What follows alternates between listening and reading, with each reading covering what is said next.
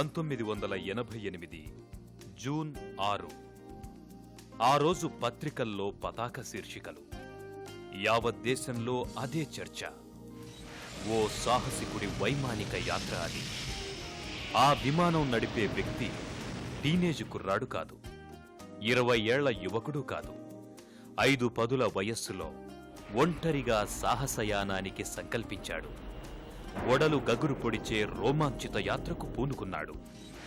నీలి గగనాన, అవనికి 65,000 అడుగుల దూరాన, ఎవరెస్టుకు 3 రెట్ల పై ఎత్తున విహంగంలా విన్యాసాలు.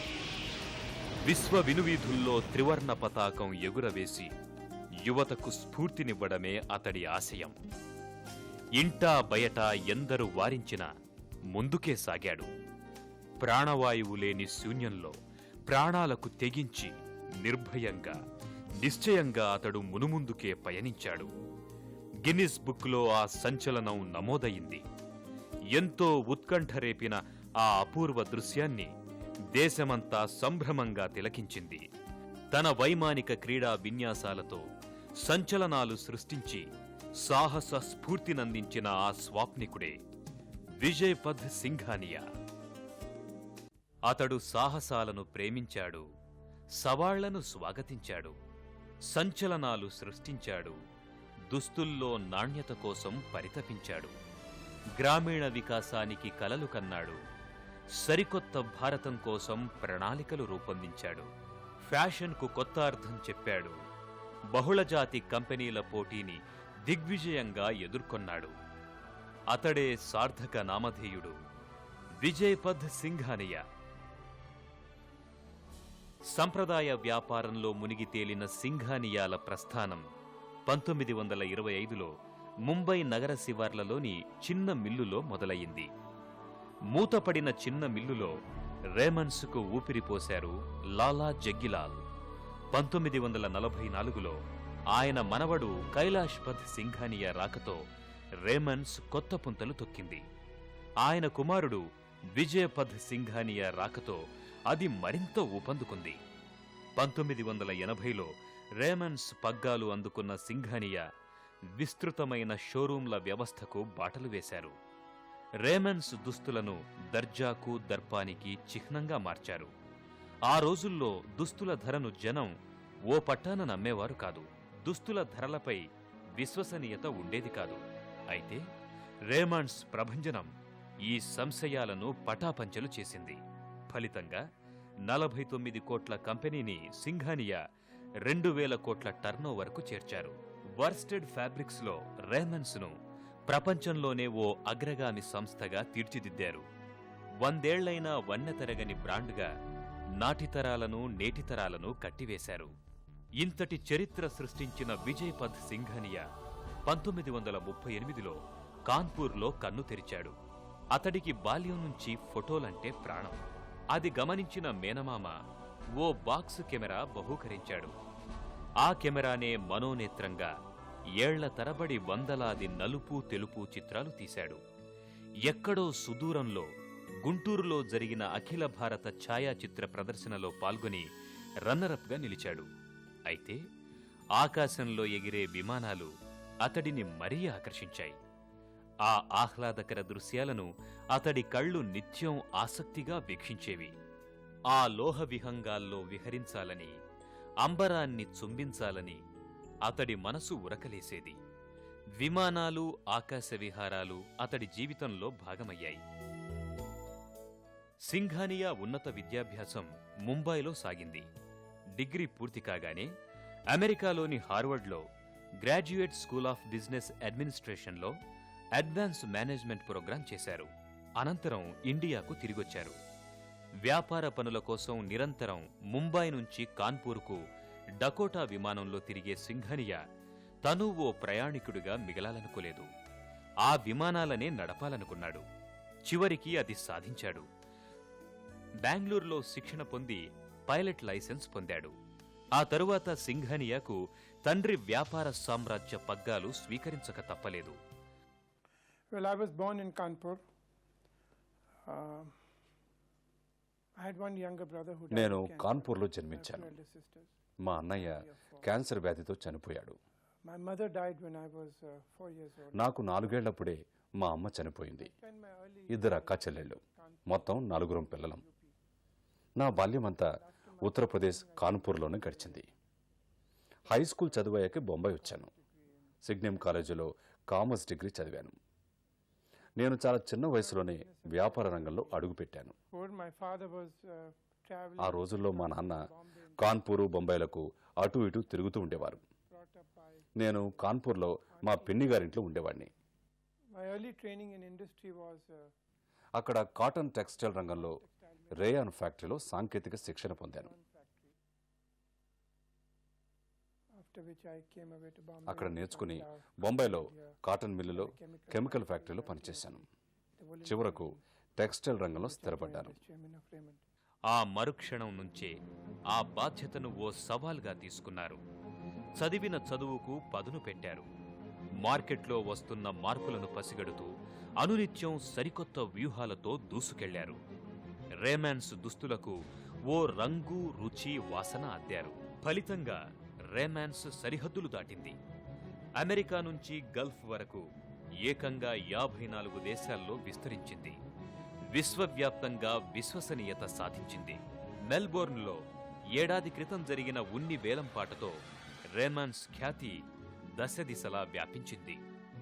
నాణ్యతకు ప్రాధాన్యతనిస్తూ ఈ సంస్థ ప్రపంచంలోని అనేక సంస్థలతో పోటీపడుతూ 11.8 మైక్రాన్ ఉన్నిని కిలోకు ₹1,33,000 చెల్లించి సొంతం చేసుకుని సంచలనం సృష్టించింది. అంతర్జాతీయ మార్కెట్లో ఎంతో పేరున్న కంపెనీలు కూడా ఈ ధరను చూసి ముక్కున వేలేసుకున్నాయి. కిలో ఉన్ని ఒక సూటుకు సరిపోతుంది అంటే కేవలం ఒక సూటుకు సరిపోయే ఉన్ని ఇతర ఖర్చు కలిపితే దాదాపు 2 లక్షలు. అయితే క్వాలిటీని నమ్మే కస్టమర్లు ఉన్నందున తాము ధర విషయంలో ఎక్కడా రాజీ పడమని ఈ సందర్భంలోనే సింఘానియా స్పష్టం చేశారు. అంత ఖరీదైన సూట్స్తో పాటు అందరికీ అందుబాటులో ఉండే సూట్స్, దుస్తులు సైతం తమ షోరూంలో ఉంటాయని సింఘానియా పేర్కొంటారు. ఆర్థిక సంస్కరణల కారణంగా విదేశీ కంపెనీల నుంచి ఎదురయ్యే పోటీని సింఘానియా పసిగట్టారు. ఈ క్రమంలో అప్పటిదాకా తనకు లాభాలు ఆర్జించి పెడుతున్న ఉక్కు, సిమెంట్ వ్యాపారాల నుంచి సైతం వైదొలిగారు. టెక్స్టైల్స్, రెడీమేడ్స్కే పరిమితమై తన వ్యాపార సామ్రాజ్యాన్ని పరిపుష్టం చేసుకున్నారు. I took over Raymond. There were many. దేశంలో అనేక దుస్తుల మిల్లులున్న Raymond kept రేమాండ్స్ బాగా అభివృద్ధిలోకి వచ్చింది. very అది మా మొదటి విజయం. quality and ఇక రెండో విజయం was our second biggest. నాణ్యత, ధరల్లో మేము స్థిరంగా వ్యవహరించగలగడం. Many other units దురదృష్టవశాత్తు closed down. ఇతర యూనిట్లు మూతపడి రేమాండ్స్ ఒక్కటే దేశంలోకెల్లా అత్యున్నతమైనదిగా నిలదొక్కుంది. As labor costs ఇప్పుడది ప్రపంచవ్యాప్తంగానే పెద్ద సంస్థగా పేరొందింది. kept on innovating our technology, సమర్థమైన సిబ్బంది, upgrading our machinery, and సృజనాత్మకమైన సాంకేతిక నైపుణ్యం, మంచి యంత్రాలు మా వద్దున్నాయి. the best machines in the world.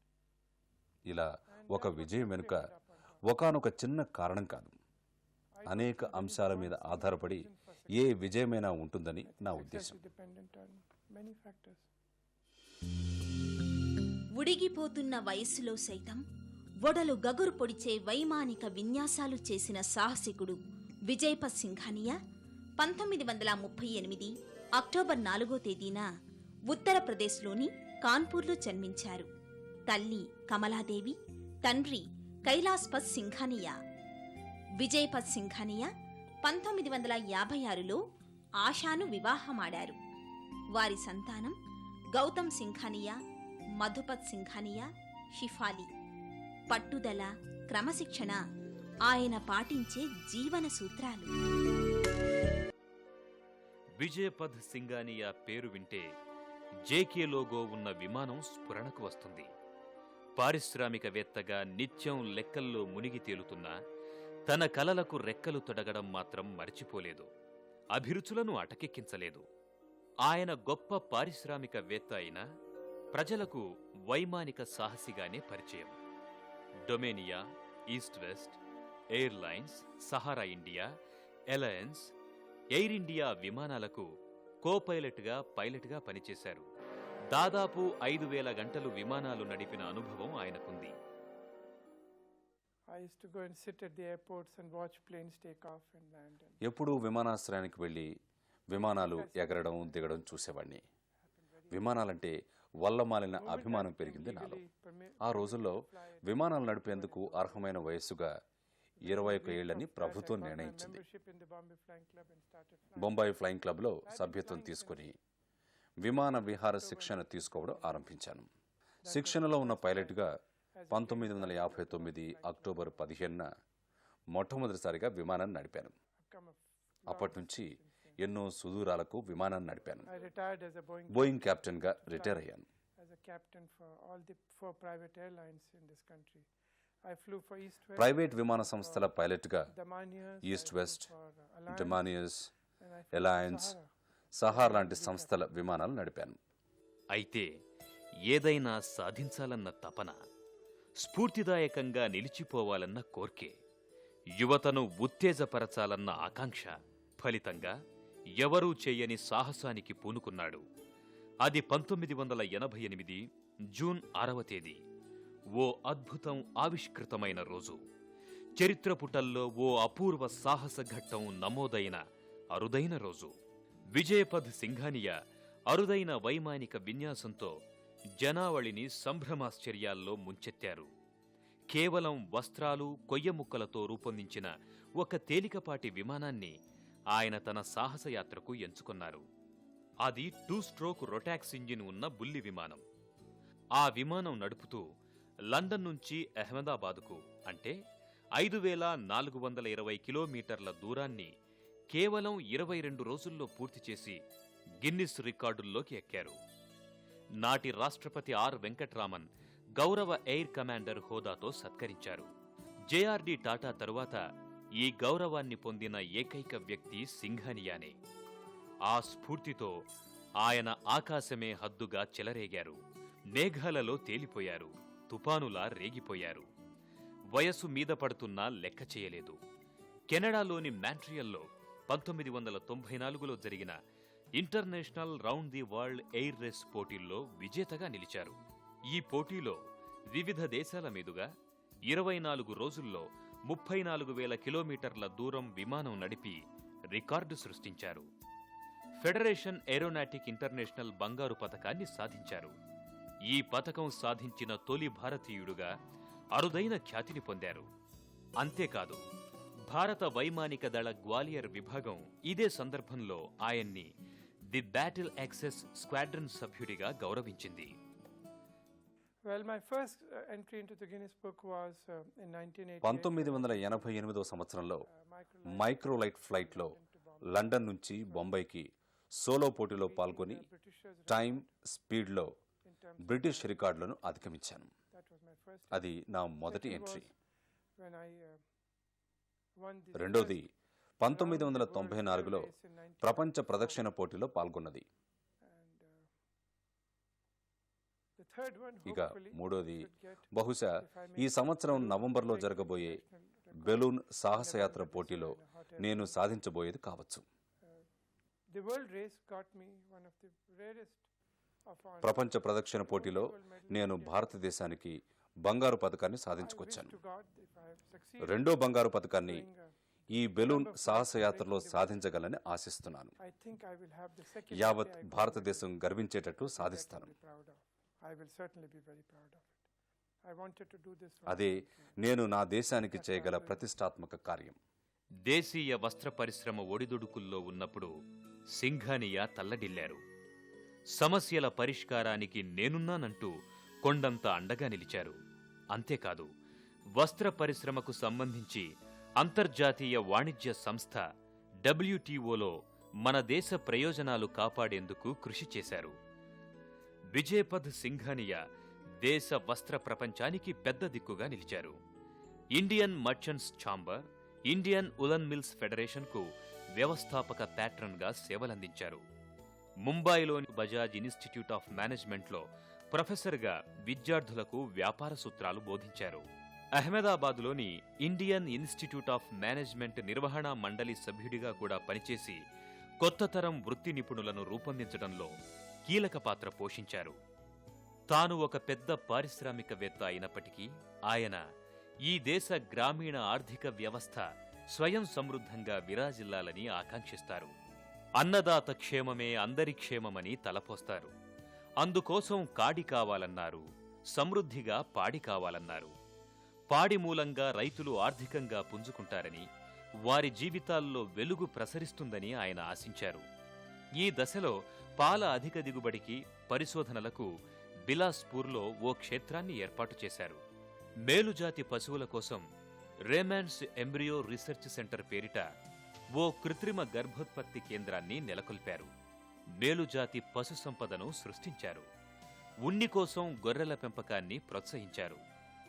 అక్షరగంధం లేని గిరిజన బాలల కోసం అనేక పాఠశాలలను నిర్వహిస్తున్నారు. సింఘానియాకు వ్యాపార బంధమే కాదు, ఆత్మీయ బంధము తెలుసు. కార్పొరేట్ పనుల్లో ఎంత ఒత్తిడిగా ఉన్నా సామాజిక కార్యక్రమాలను అలక్ష్యం చేయలేదు. థానేలో ప్రజల కోసం సునీతాదేవి సింఘానియా పేరిట ఆసుపత్రిని నిర్మించారు. That hospital was named after my mother. I would never have closed. మా అమ్మ పేరున ఒక హాస్పిటల్ స్థాపించాం. అది ఎప్పటికీ మూతపడదనుకున్నాం. A terrorist శివసేనకు చెందిన ఒక నాయకుడు మా హాస్పిటల్లో చనిపోయాడని వాళ్ళు దాడి చేశారు. Lots of people died in hospitals. They came and bombed it, burned లూటీలు it, చేశారు. broke it, did arsoning. పోలీసులు వచ్చారు, They destroyed my fire house. Brigade వచ్చింది. If you went there after it was broken. అంతేగాని ఎవరి నుంచి కనీస Looked like సహాయం Pearl అందలేదు. Harbor attack on Pearl Harbor. Hospital అంతటినీ నాశనం చేశారు. Neither the police came, nor the fire brigade, nobody came to help us. They destroyed the whole hospital. And it's a very sad part in my life. అది నా జీవితంలో I అత్యంత will never start a విషాదకరమైంది. hospital there because we are living in a nation హాస్పిటల్ను మళ్లీ తెరవలేకపోయాం. who are respected in our country. అసలు ఇలాంటి తీవ్రవాద మత సంస్థలు అరికెట్టే ఏ చట్టము There is no ఈ law. దేశంలో లేకపోవడం విచారించదగ్గ విషయం. That's sad. తాగునీటి సౌకర్యం సైతం లేని మధ్యప్రదేశ్లోని ఛింద్వారాలో రేమాన్స్ యూనిట్ రాకతో అనేక సౌకర్యాలు ఆ ప్రాంత ప్రజలకు అందుబాటులోకొచ్చాయి. ఫలితంగా ఆ ప్రాంత స్వరూపమే మారిపోయింది. అలా దేశంలో అనేక వెనుకబడ్డ ప్రాంతాల్లో యూనిట్లు నెలకొల్పారు. సింఘానియాకు అన్ని క్రీడల్లోనూ అంతో ఇంతో ప్రవేశం ఉంది. స్నూకర్లో అనేక బహుమతులు గెలుచుకున్నారు కూడా. 1975లో ప్రారంభమైన జేకే ఫౌండేషన్స్ దేశంలో క్రీడల ప్రోత్సాహానికి అనేక చర్యలు చేపట్టింది. వస్త్ర వ్యాపార ప్రపంచంలో మెరుపులు మెరిపించి వైమానిక విన్యాసాలతో అద్భుతాలు సృష్టించిన ఆయన బాలీవుడ్లో మాత్రం భంగపడ్డారు. ఓ తేరా నామ్థా అనే ఓ సినిమా నిర్మించి అపజయాన్ని మూటగట్టుకున్నారు. Ups and downs in industry is a normal part of the pattern. ఎగుడు దిగుళ్ళనేవి ఒక పరిశ్రమకు సర్వసాధారణమైన అంశాలు. Derogatory to it. ఇలాంటి వాటిని తప్పించుకోవచ్చని అనుకోవడం లేదు. Back to the philosophical, that every bad time that తాత్వికంగా it ఆలోచిస్తే becomes stronger. ప్రతి ఒక్క చెడు కాలం It's ఆ not that పరిశ్రమ it's a good మరింత time, శక్తివంతంగా రూపొందడానికి కారణమవుతుందంటాను. bad times make industry more మంచి రోజులు more cost. కంపెనీ సుఖపడి తన కొవ్వుని పెంచుకుందన్న చందంగా ఉంటే, Some bad చెడు రోజులు ఒక ఛాలెంజ్గా తీసుకుని నిలదొక్కుకోవడానికి శక్తివంతంగా తయారవుతుందనుకోవచ్చు. goods and bads, lucky and unlucky. జీవితంలోని అన్ని good times, పార్శ్వాల్లోనూ bad times. మంచి Healthy చెడు, people, unhealthy people. అదృష్ట దురదృష్టాలు, These are facets of ఎదుగుదల life. తరుగుదలలు, ఆరోగ్యకరం Valid in అనారోగ్యకరాలు, life, why won't it be valid in business? జీవిత కఠిన వాస్తవాలు. Doesn't it happen in politics? మనమేం చేయలేం. వ్యాపారాల్లోనూ అంతే. రాజకీయాలు ఇవి లేవా? అక్కడ ఉన్నాయి. Every మంత్రివర్గాలు, ministry, every ప్రభుత్వాలు government goes through ups and ఎక్కుతాయి, downs. పడిపోతాయి. Can they avoid it? వాటిని I నివారించగలమా? don't know any nation which A has avoided it. దేశము వీటికి గురి కాకుండా I ఉండలేదు. think in every అందుచేత phase of life, ఈ ups and ఎగుడు downs దిగుళ్ళు are part of life. జీవితంలో ఒక భాగం మాత్రమే. అంతే.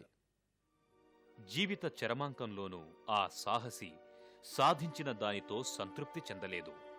గొప్ప పారిశ్రామికవేత్తగా రాణిస్తున్న ఈ దేశ యువతరానికి ఇంకేదో స్ఫూర్తినందించాలనుకుంటున్నారు. ఏకంగా 70,000 అడుగుల ఎత్తుకు ఎగరాలని నిర్ణయించారు.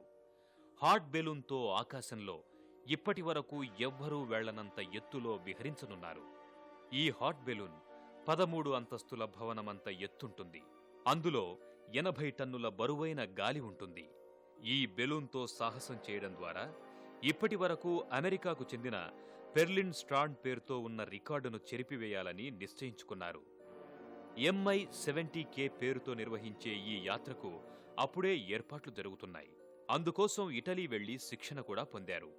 అయితే ఈ పని కేవలం సాహసం కోసమే కాదు, సంచలనం కోసమూ కాదు. దీని వెనక ఓ తాత్వికత ఉంది. ఈ దేశ యువతకు సందేశాన్ని అందించాలన్నది ఆయన ప్రగాఢ వాంఛ. దేవుడి ముఖారవిందాన్ని చుంబించాలన్నది తన మనోభీష్టమని తరచూ ఆయన చెబుతుంటారు. అందులోనూ ఆయన తన లక్ష్యాన్ని అందుకుంటారని ఆశిద్దాం.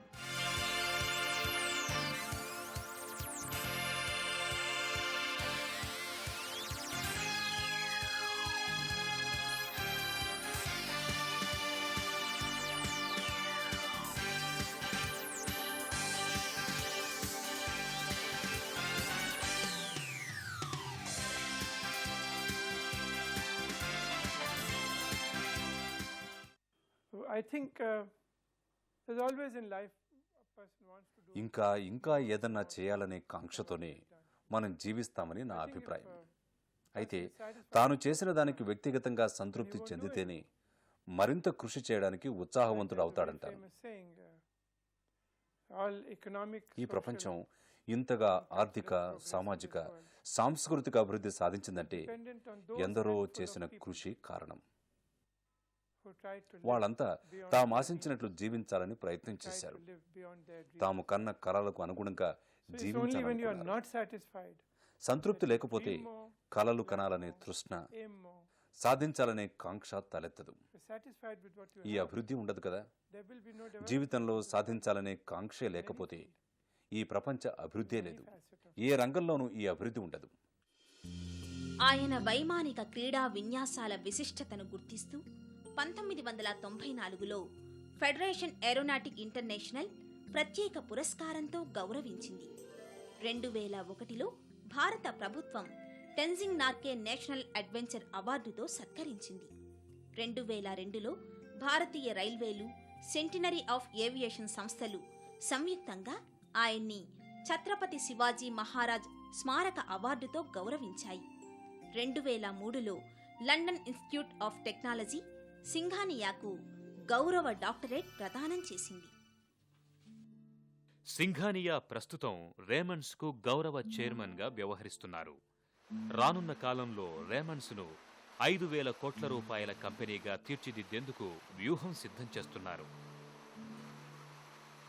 ఏడాదికి దాదాపు 3 కోట్ల మీటర్ల ఫ్యాబ్రిక్ను తయారు చేసేలా కంపెనీని విస్తరిస్తున్నారు. ఉలన్ యూనిట్ సామర్థ్యాన్ని కూడా ఏడాదికి 25 లక్షల మీటర్లు తయారు చేసేలా బ్లూ ప్రింట్ సిద్ధం చేశారు. రేమాన్స్ డెనిమ్ను ప్రపంచ బ్రాండ్గా తీసుకువచ్చే వ్యూహంలో తలమునకలై ఉన్నారు. యూరప్లో విస్తరించేందుకు ఇటలీలో ఏకంగా ఒక డిజైన్ సెంటర్ను పెట్టాలని నిర్ణయించారు. ఆయన కోట్లాది రూపాయల సంపన్నుడు, అయినా వట్టి నిరాడంబరుడు. విమానాల్లో విహరించినప్పటికీ బయట సాదాసీదాగా ఉంటారు. సుఖాల వైపు తొంగి చూడని తత్వం ఆయనది. ప్రీమియం బ్రాండ్లకు అధినేత అయినప్పటికీ సాధారణ వేషధారణతో సగటు మనిషిలానే ఉంటారు. విజయపథ్ సింఘానియా నాకు గత 25 ఏళ్లుగా తెలుసు. వైమానికుడిగా, వైమానిక విన్యాసాలపై ఆసక్తి కలవాడిగా ఆయన్ను ఎంతో అభిమానిస్తాను. ఆయన ఎవ్వరికీ సాధ్యం కాని పనులను సాధించి చూపే వ్యక్తి. 100కి 100 పాళ్ళు సాహసి. ఆయనలోని విశిష్టమైన వ్యక్తిత్వం ఏమిటంటే, నిజంగా నువ్వేది సాధించాలనుకుంటావో అది సాధించేదానికి తగిన మార్గం ఎన్నుకోవాలనే తత్వం కలవారు. బెలూన్లో 70,000 అడుగుల ఎత్తున సాహసయాత్ర చేయబోతున్నారు. అంతెత్తున బెలూన్ సాహసయాత్ర చేయబోతున్న మొట్టమొదటి మానవ మాత్రుడు ఆయనే కాబోతున్నాడు.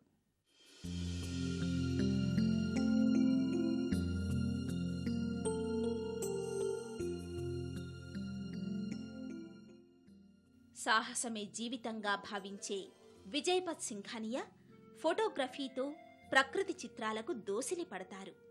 సంఘ సేవతో సంతృప్తి చెందుతారు. ఉక్కిరి బిక్కిరయ్యే జీవన శైలి మధ్య స్నూకర్ ఆటతో సేద తీరుతారు. నచ్చిన నేత రాజీవ్ గాంధీ. స్ఫూర్తిదాత భారతీయ వైమానిక రంగానికి దిక్సూచిలా దిశానిర్దేశం చేసిన జంషెడ్ టాటా. వ్యాపారం ఆయన వృత్తి. వైమానిక సాహసాలు ఆయన ప్రవృత్తి. వృత్తి ప్రవృత్తులు రెంటిలోనూ రాణించిన ఖ్యాతి ఆయనది. ఓ గొప్ప వ్యాపార సామ్రాజ్యానికి అధిపతిగా ఆయన అనేక విజయాలు సాధించారు. అభిరుచుల మేరకు అటు వైమానిక విన్యాసాల్లోనూ సంచలనాలు సృష్టించారు. ఒక వ్యక్తి అనేక రంగాల్లో తన ప్రజ్ఞాపాఠవాలను ఎలా ప్రదర్శించవచ్చో నిరూపించారు. ఈ జాతికి ఆదర్శంగా నిలిచారు. దేశ యువతలో ఉత్తేజం నింపారు.